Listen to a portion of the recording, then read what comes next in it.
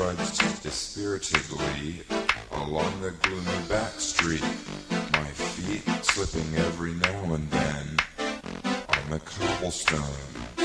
Close on either side were the murky windows of antique stores, selling battered copper plant misters and such items as bead smokers, unfamiliar to most people. I wondered why there seemed to be only this same kind of store all the way down the street. Although it was raining lightly, I felt almost as if I were in a corridor instead of a lane. Perhaps because the closeness of the buildings made them look so far above me. I walked under the feeble glow of a yellow street light. I was rather weary of street lights, but I didn't find this one as threatening as the blue ones that buzzed. A diminutive man, his hands in his raincoat pockets, approached me on the left. He looked up startled as if he hadn't heard my footsteps, then buried his head in the collar of his coat. He passed without a greeting. I pushed the door of one of the antique stores and finding it open, shook most of the water from my hair and coat and entered. The dusty air was golden. The only light came from the grass lamp. At the back of the store, a bead curtain incongruously hung, providing a barrier between the domain of the customer and that of the keeper. The latter sat in a straight back chair, reading cricket as he waited for the kettle to boil on the portable gas stove.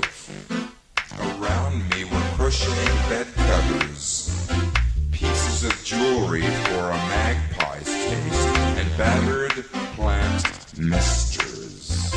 High on a shelf I saw a small cut glass bottle, which reminded me of my 7th year, when I saved up 50p to buy a bottle of perfume for my mother in a store very much like this.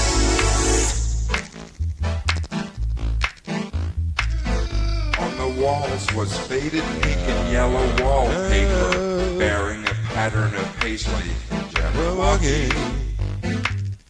While I scoured the shelves for something suitable, the keeper put down his magazine and addressed me with a bewildering statement. It's awfully hard to shop for one's third uncle. I suppose so. You know, I have the perfect thing. It's a hairless coconut. They're just ideal.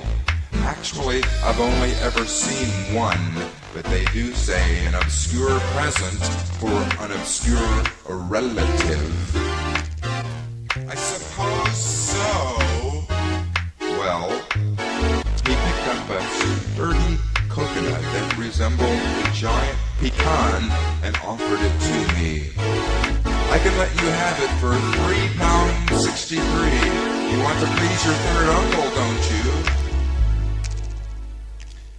I suppose so. Well, shall I wrap it for you? Do you have a box I could put it in? My Uncle Jezebel is rather fond of boxes. The shopkeeper presented an exquisitely carved box which seemed appropriate for the coconut. It's dried up, you know. I looked up at the keeper.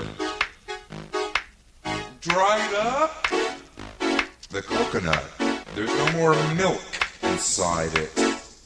I suppose someone put it by their fire and it all just evaporated.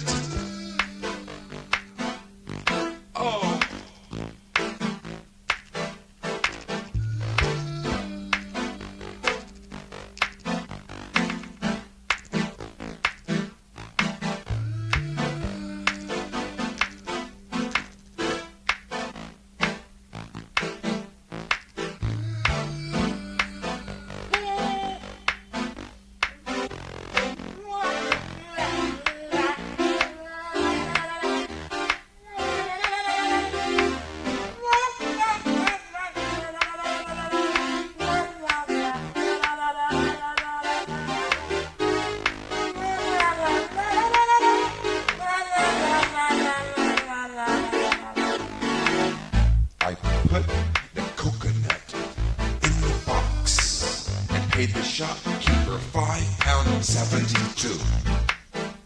He wished me well, and I left the shop, satisfied with my discovery and my success in finding the perfect present for my third uncle.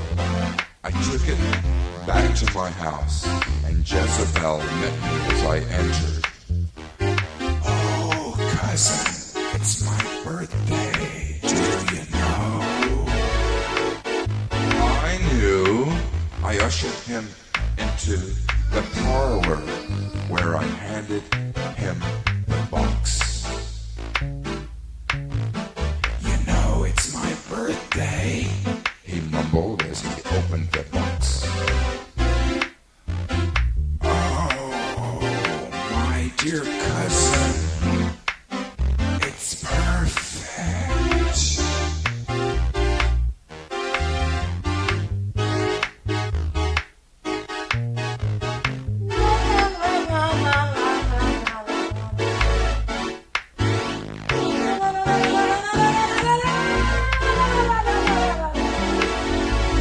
Jezebel put the coconut on the hearth and sat contentedly watching it.